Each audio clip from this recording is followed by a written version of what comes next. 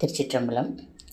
திருமுறை மந்திரங்கள்னு சொல்லியிருக்கேன், திருமுறை ஆகமங்கள் சொல்லியிருக்கேன், திருமுறையால் நாம் எல்லாவற்றையும் பெறலாம் அப்படின்றதையும் சொல்லியிருக்கேன். அந்த மாதிரி திருமுறை அற்புதங்கள் என்னென்ன அப்படின்றத ஒரு சிலவற்றை பார்ப்போம். வேதங்களால் பூட்டப்பட்ட திருக்கதவு திறந்தது, பிறகு தாளிடப்பட்டது. பாலை நிலம் நெய்தலானது. பாண்டியனோட வெப்பு சுரம் நீ தீர்த்தது. தேவார ஏடுகள் தீயில் கருகாமல் பச்சையாக எடுத்தது. பின்பு எதிர் நீச்சல் இட வைத்தது. ஆண்பனை பெண்பனையாகியது. விஷத்தினால் இருந்த செட்டி உயிர் பெற்றது. எறும்பை பெண்ணாக்கியது. சுண்ணாம்பு கால்வாயில் 7 நாட்கள் இருந்தும் உயிர் பிழைத்தது.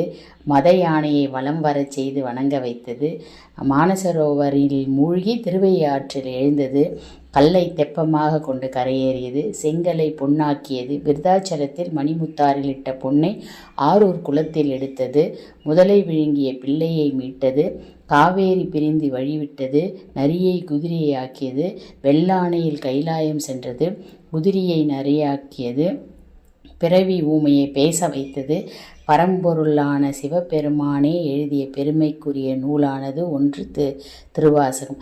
இப்படி திருமுறைகளின் அற்புதங்கள் ஏராளம். அதன் பெருமைகளை அளவிடவும் முடியாது.